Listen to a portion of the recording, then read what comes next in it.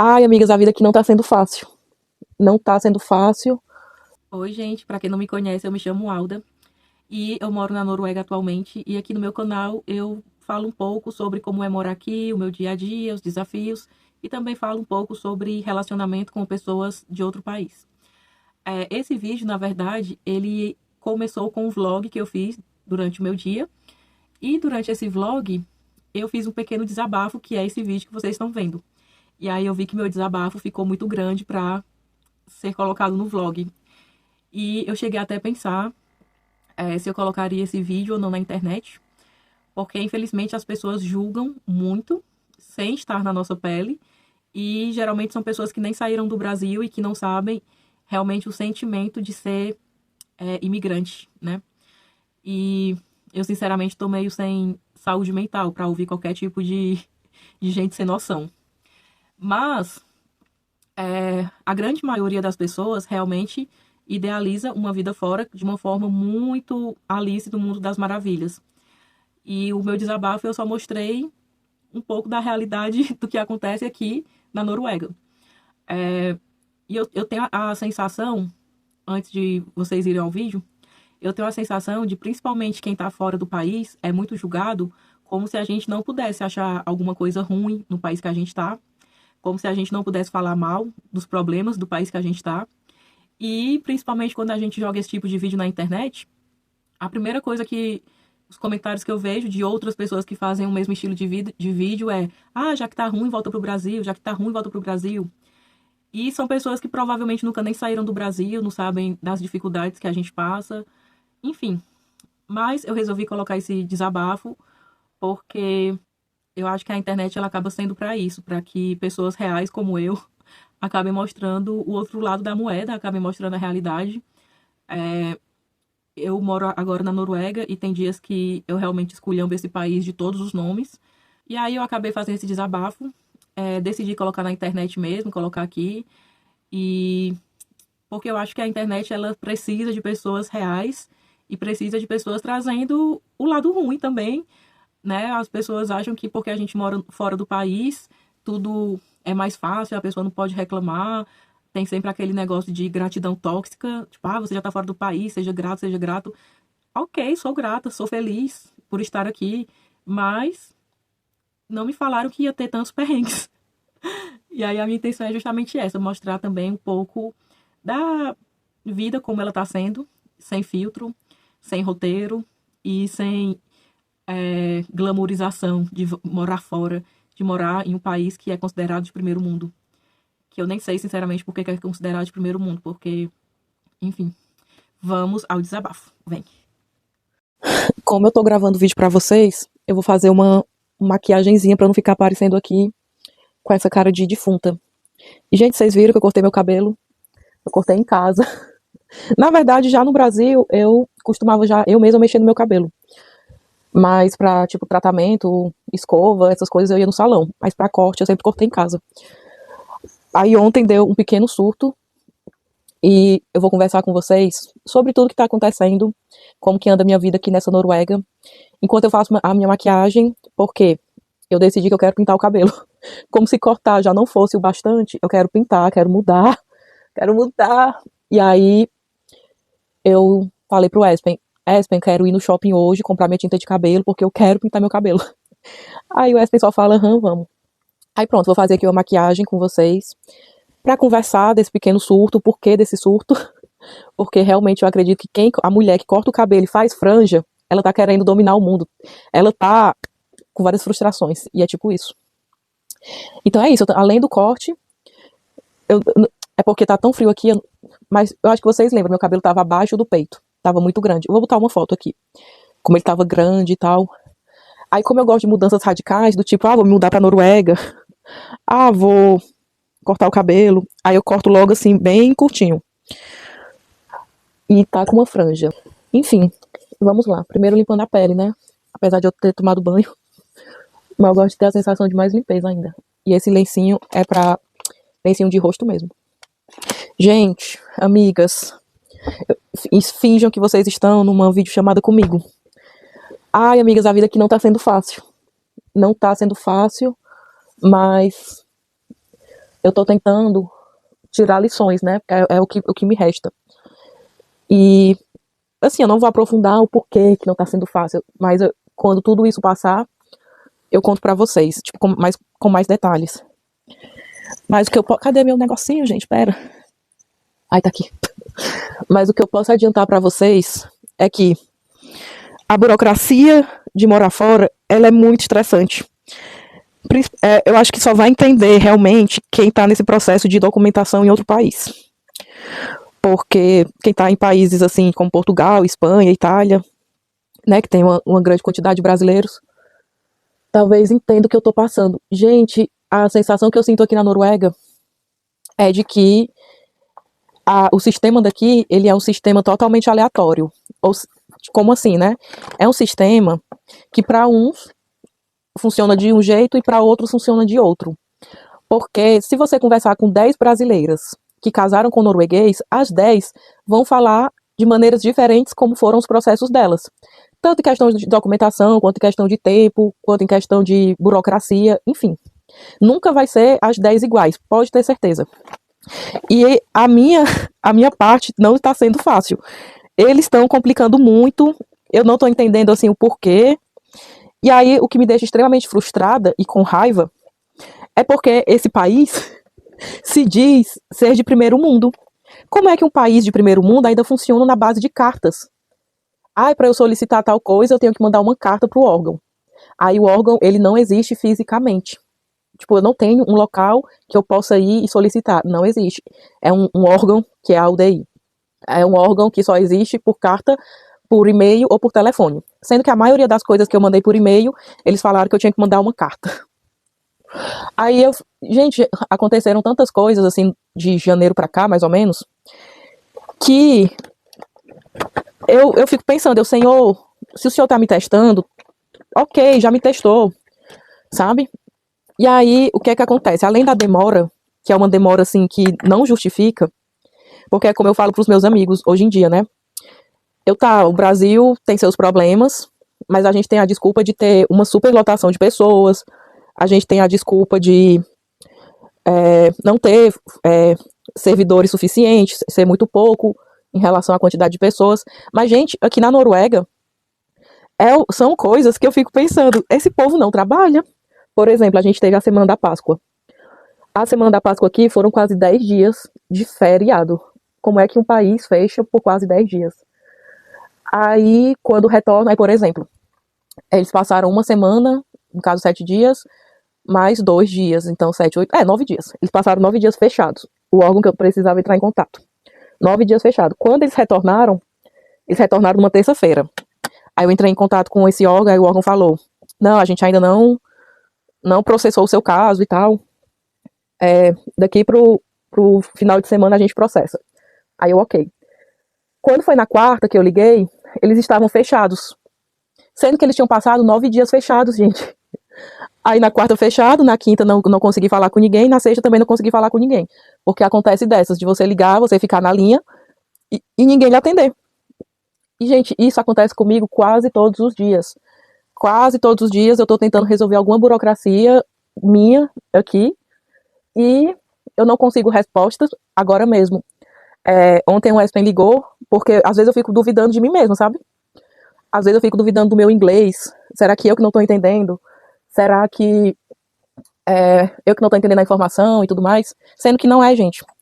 Não é porque eu peço pro Espen também entrar em contato, eu peço pro Espen perguntar. Aí, por exemplo, ontem a gente conseguiu entrar em contato com esse órgão, que é a UDI, que é a Unidade de Imigração, alguma coisa. O Espen entrou em contato com eles para perguntar sobre o nosso processo. Aí eles falaram o seguinte, você tem que entrar em contato com a polícia da sua região. E isso eles falando em norueguês, na língua deles. Porque eu tô tão estressada com isso, que eu, sinceramente, eu nem tô mais tendo habilidade, nem paciência para lidar com esse pessoal. Porque eu já falei pro Espen, o meu espírito brasileiro já tá querendo se mostrar como eu realmente sou na minha terra. Porque até agora eu não gritei com ninguém, eu não quebrei nada, mas tá muito perto disso acontecer. Então, resolva você e seus BOs, os nossos BOs, porque eu tô bem cansada disso tudo. Aí, pra vocês verem, gente, o Espen ligou pro órgão e perguntou, né, tipo, como é que tá o nosso caso, não sei o que, lá. Aí eles falaram, olha, o caso de vocês não tá mais aqui, o caso de vocês tá já com a polícia local. Você tem que entrar em contato por e-mail com a polícia da região de vocês, e eles vão lhe passar todas as informações. Gente, o Wesley mandou o e-mail para a polícia local daqui, né? Tipo, olha, com o meu nome completo, com o nome dele, o número do nosso caso, né? Enfim. E o Wesley mandou esse e-mail ontem para a polícia. Olha, a gente quer informação de como é que tá o processo e tal, e tal, e tal. A polícia respondeu o e-mail dizendo que eles não respondem e-mail. Aí o Wesley chegou hoje do trabalho e ele me mostrou, né, que estava indignado. Ele, nossa, eu não aguento, como é que eles me falam para eu entrar em contato com a polícia por e-mail? Aí a polícia me responde um e-mail dizendo que eles não respondem e-mail. Aí ele estava indignado. Aí hoje foi o dia que ele perdeu a paciência. Sendo que é como eu falei para vocês. A gente já tá nessa peleja há um mês. Um mês não. Desde janeiro. Tentando informações e só levando no banho-maria. Ninguém informa nada. Deixa eu passar aqui o batom.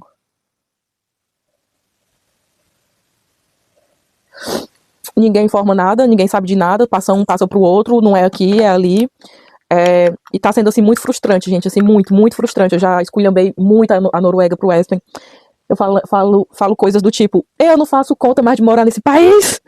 País velho ruim, ninguém sabe de nada. Aí a sensação que eu tenho é exatamente essa mesmo, que ninguém sabe de nada, que fica passando um pro outro e fazem a gente de besta. E não é nada tecnológico, é tudo, sabe? Como é que um país de primeiro mundo não tem um gov como o nosso?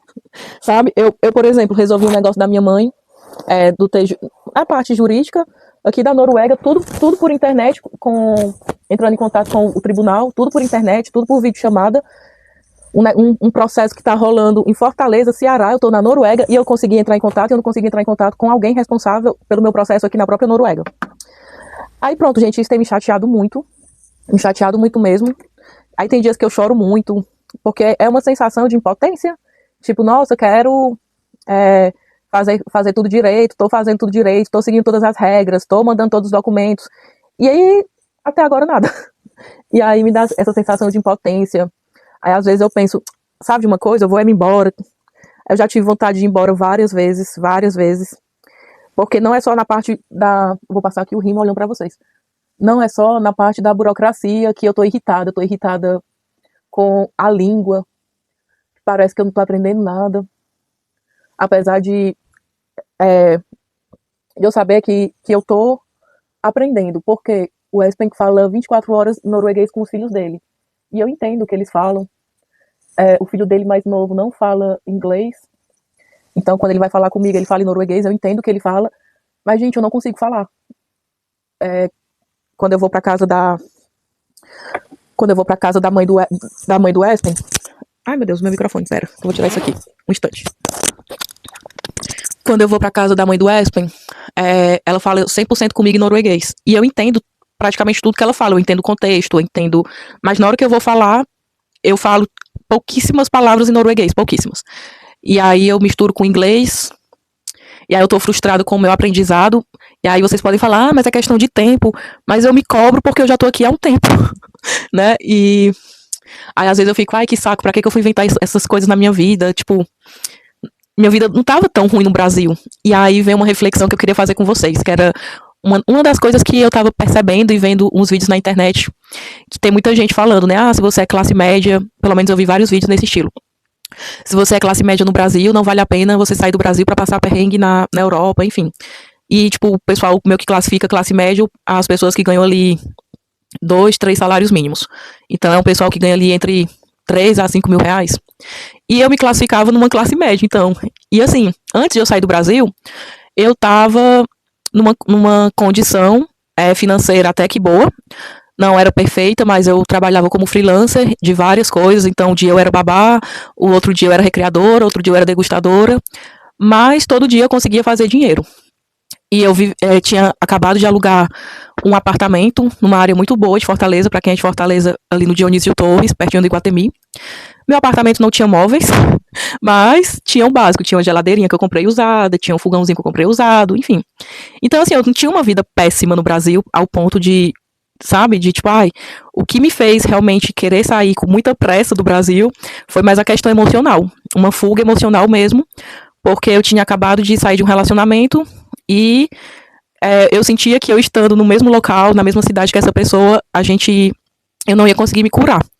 E aí foi quando eu comecei a me aventurar mesmo em aplicativos e conheci o Aspen. Na verdade, na época eu estava assim tão para baixo que eu não queria conhecer ninguém. E aí foi uma prima minha que falou, olha, bora reagir, bora conhecer outras pessoas, de preferência de outro país, até para você ter experiências também internacionais. E aí foi graças a esse empurrão dessa minha prima que eu me permiti conhecer novas pessoas, mesmo não querendo. E aí tudo bem, foi quando eu conheci o Aspen, e o Aspen realmente foi uma parte muito boa no sentido de cura, né? Mesmo eu estando em Fortaleza, eu estava conectado com outra pessoa à distância, que era o Aspen, e é claro que surgiu a vontade de conhecê-lo, de saber se realmente esse relacionamento ia dar certo ou não. E aí foi quando a gente começou a planejar de eu vir pra cá. E por que não? Assim, eu não me arrependo de ter vindo, mas eu não imaginava que eu ia passar por tantas dificuldades. Por quê? Primeiro, quando a gente pensa em Noruega, a gente pensa num país de primeiro mundo. E automaticamente, eu acho que quando as pessoas pensam nisso, as pessoas pensam que é mais fácil, tudo é mais fácil. Mas na verdade não é.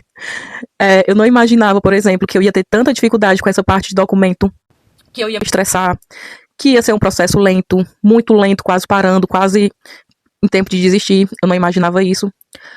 Eu não imaginava que eu ia ter tanta dificuldade com o idioma, porque eu sempre gostei de idiomas, eu sempre gostei de estudar idiomas. Eu falo inglês fluente, estudei 4 anos de francês, mas faz muito tempo que eu não tenho contato com francês, mas eu sei que se eu voltar a estudar, eu já tenho uma boa base do francês.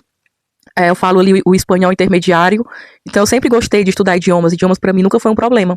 E aí eu pensei, vai ser legal aprender norueguês. Ah, é legal, mas é como eu falei pra vocês, eu não tô conseguindo formular as frases, a estrutura é diferente do português, né? Tipo, no português é sujeito, verbo, complemento, já no norueguês não é dessa forma, e também não é como o inglês. E aí eu sei que eu não tô me sentindo tão feliz estudando esse idioma como eu achei que eu estaria, como eu achei que foi quando eu estudei francês, que eu gostava muito, quando eu estudava o inglês, que eu gostava muito, e aí eu tô meio estagnada ali no norueguês. Mas aí, por alguns momentos que eu estive aqui, que eu estou aqui, na verdade, eu me fiz a pergunta, será mesmo que eu quero morar aqui para sempre? É um país tão parado, é um país tão triste, triste mesmo no clima, triste na interação com as pessoas, que é zero.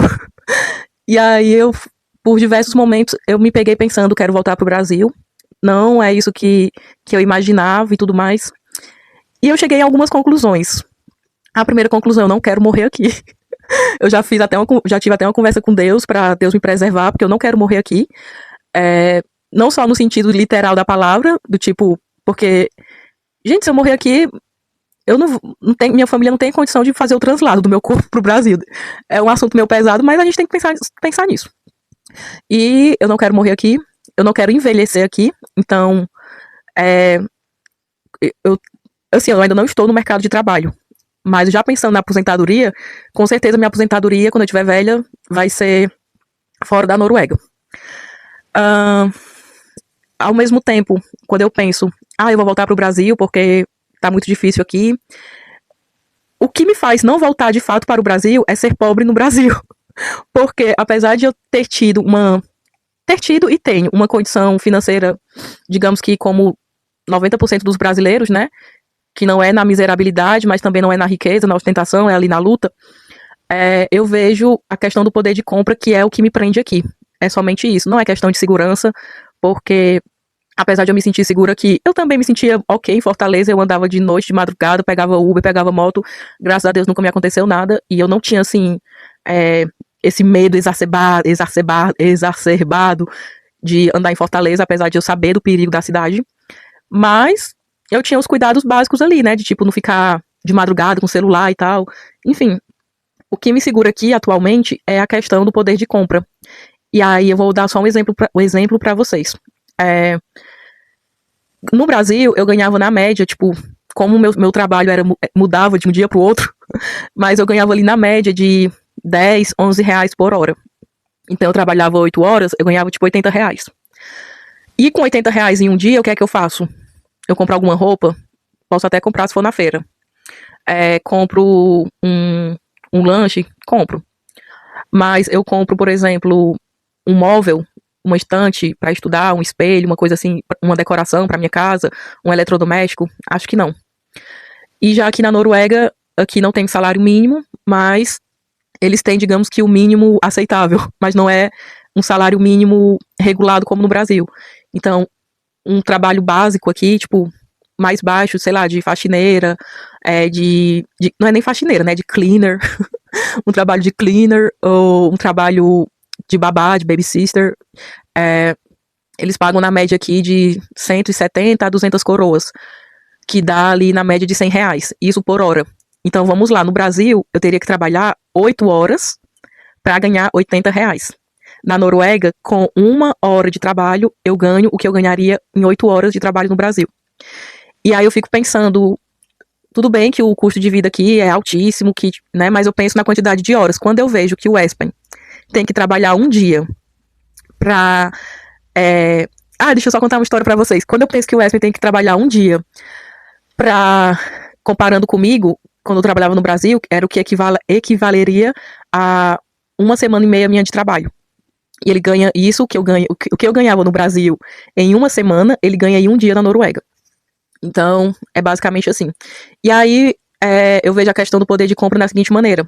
Eu tô com uma mesinha que eu comprei agora, com um espelho, vou mostrar pra vocês, mas no dia que a gente comprou, tanto a cadeira, a mesa, o espelho e outra mesa de estudo, isso tudo foi meio que um dia de trabalho do Espen, 8 horas de trabalho dele. A gente comprou móveis para nossa casa. Isso no Brasil não aconteceria, né? De um dia de trabalho meu eu poder comprar 2 mesas, 2 cadeiras e tal. E aí só para vocês verem como realmente é só isso que tá me segurando aqui. É só a qualidade, é só a questão do poder de compra. Por exemplo, quando eu comentei com o Espen, Espen, eu não tô aguentando, eu quero voltar pro Brasil, tipo, eu achei que aqui era uma coisa, mas é outra. E aí eu falei, eu sei que no Brasil eu sei ganhar dinheiro. Não é muito dinheiro, mas eu sei. Eu já tive grupo de estudo no WhatsApp, na época que eu estudava, e pro pessoal entrar eu cobrava ali uma taxa. Eu já vendi resumo de concurso. Enfim, eu sempre tive alguma forma de renda. E aí eu falei pra ele, eu quero voltar pro Brasil, porque eu sei que no Brasil eu consigo fazer pelo menos R$ 3.000. Aí ele pegou e falou, certo, esses R$ 3.000 que você vai fazer é por dia? Aí eu olhei assim pra ele, como assim, querido, que por dia? Aí ele, é por semana. Aí eu, não, é 3.000 por mês. Aí ele ficou assim, porque R$ 3.000 por mês é 1.500 coroas. 1.500 coroas é basicamente o que ele ganha em um dia de trabalho. Então, tipo, eu teria que trabalhar um mês pra ele ganhar, eu teria que trabalhar um mês pra ganhar o que ele ganha em um dia. E aí, eu sei que a gente teve essa conversa, eu sei que ainda tá relativamente com pouco tempo que eu tô aqui, faz 1 ano e meio. Ninguém muda a vida em 1 ano e meio, mas essa parte de depender de papelada, de depender do governo, da espera, isso tá me frustrando muito, muito mesmo. E tá me irritando, tá tirando minha paciência, por isso que eu dei esse pequeno surto de cortar meu cabelo, porque eu queria sentir que alguma coisa tava mudando, porque por enquanto nada tá mudando. E aí, por isso que eu cortei, e agora eu quero pintar pra sentir mais mudança, pra ver se essas mudanças vêm. Mas o que eu diria pra quem está ainda no Brasil e tá pensando em vir pra Europa, eu acho que é importante você pensar principalmente se você tem tempo pra ficar esperando a questão da papelada, porque enquanto você tá esperando, você não pode fazer absolutamente nada, no sentido, pelo menos aqui na Noruega, né? Você não pode trabalhar, é um país muito rígido em relação às leis, né? Tipo, todo mundo realmente segue as leis. Então você não consegue meio que burlar o sistema no sentido de, vou trabalhar, vou aqui meter o louco e que se lasque. Eu já até tentei, não consegui. Mas quem tá pensando nisso aí tem que pensar justamente essa parte do tipo, eu tenho um mental, né? Eu tenho um psicológico pra ficar esperando pelo governo, no sentido de papelada. Eu tenho psicológico pra aprender um novo idioma. Talvez seja um idioma que eu nem gosto, tipo um alemão, que é totalmente diferente do nosso. Eu tenho mentalidade, tipo, tenho um psicológico pra pensar em uma nova profissão. E aí são coisas que eu não pensei estando no Brasil, né? Na verdade, no Brasil eu só pensava, nossa, vou viver na Noruega. E eu já segui algumas pessoas que são daqui, eu vi as paisagens lindas, maravilhosas. E eu pensava, nossa, eu vou viver nessas montanhas. Realmente vivo numa montanha. Mas vivo sozinha, vivo solitária, vivo sem amigos. E essa parte a gente não pensa quando a gente tá no Brasil. Por alguns momentos eu até pensei em Fortaleza. Minha rotina era muito agitada. muito agitada mesmo, eu sempre estava ou trabalhando, ou então, e no meu trabalho sempre envolvia muitas pessoas, muito barulho, muita, sabe, muito estresse mesmo. E quando eu não estava trabalhando, eu estava me divertindo. Eu estava numa praia, estava num barzinho, estava no cinema, então eu sempre estava em movimento. E aqui na Noruega eu não tenho nada disso, eu não tenho trabalho para me estressar, por um lado é bom, mas eu também não tenho interação com outras pessoas. As pessoas que eu tenho interação são de outros países, o que torna a comunicação muito cansativa. É chato ficar direto falando inglês, é chato tentar falar em norueguês. Aí às vezes eu penso, eu não vou falar nada, não quero interagir. E aí eu não tenho mais o estresse que eu tinha em relação a conviver com outras pessoas. E eu sei que muita gente pensaria, nossa, isso é perfeito. Gente, isso é ótimo em uma semana, isso é ótimo em um mês. Mas quando chega ali depois de 3 meses, você tá doida? Porque ser humano precisa de interação com outras pessoas. E aí eu moro num local isolado. Eu tenho 2 vizinhos, um de um lado bem longe, o outro do outro bem longe também. Mas eu ando quilômetros sem nenhuma casa, sem nenhum vizinho. A cidade onde eu moro, ela é pequena. Então, assim, é um saco. É um saco para quem veio de uma cidade grande como Fortaleza, para quem tinha muitos amigos, para quem tinha uma vida social, é um saco. E aí eu sei que talvez vocês estejam pensando, nossa, ela só tá reclamando, não sei o quê. Talvez esteja só reclamando, porque eu tô numa fase que eu tô vendo a realidade como ela é, não como, né, como eu imaginei que seria. Mas, para deixar uma mensagem de incentivo, até para eu mesma, a mensagem de incentivo é de que eu que escolhi estar aqui, eu ainda estou escolhendo continuar aqui. Eu sei que faz parte da adaptação, principalmente porque eu saí de um contexto de uma cidade grande, com muito movimento, muita coisa para fazer, muitos locais para ir, e me meti num local totalmente ermo. Como a mudança de cabelo, eu pensava que eu gostava de mudanças radicais, mas até tô gostando do meu cabelo. Mas às vezes as mudanças radicais, elas trazem um peso psicológico muito grande, e aí você tem que lidar com essas mudanças. Eu tô tentando lidar fazendo terapia 2 vezes por semana, porque não está sendo fácil, mas eu sei que o principal disso tudo é que eu sei que eu posso voltar para o Brasil, que hoje eu consigo ver que não é um país perfeito, tá longe de ser, mas é um país maravilhoso. A minha cidade é maravilhosa. Mas é muito violento. Gente, eu sei, mas eu tô tentando ver a parte do tipo, nossa, eu tenho para onde voltar. Se eu quiser voltar, eu tenho para onde voltar, e voltar para um local que eu sei que é acolhedor, que é quente, que é maravilhoso, que tem comida maravilhosa. E só em pensar nisso já me dá um pouquinho de esperança, sabe? Porque aqui na Noruega eu conheci algumas pessoas que não tem para onde voltar, porque seu país está em guerra, porque seus parentes todos morreram em guerra, porque estão sendo ameaçados. Enfim, as pessoas que eu convivo no curso são pessoas que estão fugindo de guerra, que são pessoas que não têm esperança nenhuma no seu país de origem. E não é o meu caso. Eu sei que se me bater a doida e eu precisar voltar e quiser voltar, eu vou voltar para um local muito bom, que é o Brasil. Eu acho que o principal é pensar que se eu quiser voltar, eu vou voltar para um local muito bom. O Brasil não é um local terrível, pelo menos para mim. Não é um local ruim, não é um local do tipo, ai meu Deus do céu, a pior coisa do mundo. Não. Hoje eu vejo que é um país maravilhoso, um país quente, animado, feliz, sabe? Fortaleza, nossa, eu virei assim a maior fã de Fortaleza, quando eu vejo os meus amigos nos stories do Instagram, cada um em um local diferente, um no samba, o outro no forró, o outro curtindo uma coisa mais cultural, eu fico pensando, nossa, Fortaleza é foda.